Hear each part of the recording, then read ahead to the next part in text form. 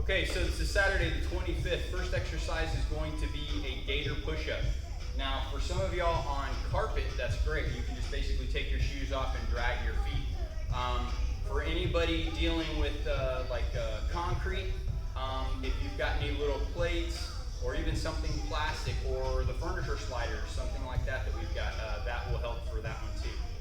So on the push-up, you're going to do your push-up, and then as you drag, okay? Now, if you're on rubber, that's going to be your issue, right? Because it's going to be a lot harder and it's going to jack up your shoes. So keep that in mind and figure out something on that one. On the decline push-up, your feet will be on something in height. So this is how this works. Decline in a push-up is technically an incline in a chest press. Okay, so biomechanics-wise, when you think about it, it's like, okay, so if I'm on an incline and I'm coming up this way and I'm on a bench, that's working high pec. When I have a decline push-up, my hands should be basically in the same position as they were if I was up facing the roof, right? So my feet are up. And just be careful of doing too much arch, okay? You'll get a little bit of curve, but try to stay as plank as possible for that one. One-legged Romanian deadlifts. So one-legged Romanian doesn't mean one-legged dumbbell. You're using double bell. Your feet, one is going to be floating. It's not going to be cantilevering where you're extending your leg out. We're dropping down, where we're floating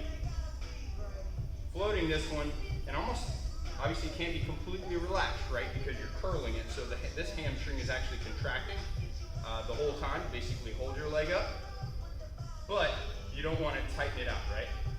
And then I've got an active chest, shoulder blades back. I'm trying to make my spine as straight as possible without any type of major movement to keep tension in the hamstring, or excuse me, to keep tension in the hips, which keeps tension in the hamstrings. So that was the one-legged Romanian deadlift. Remember, like, my hamstrings are tight, so I don't really go down that far. Some of y'all may be able to fold almost all the way down, I don't know. So planks on the next one. Just remember on your plank that you're trying to stay as straight as possible. Straight line from the shoulders all the way to the feet. And it's just a hold position. Okay? Just making sure you don't start relaxing your hips downward as you go. And then figure eights. So figure eights, we typically do these with medicine balls, but we've got weight. So you can use dumbbells, you can use a plate. It's entirely up to you.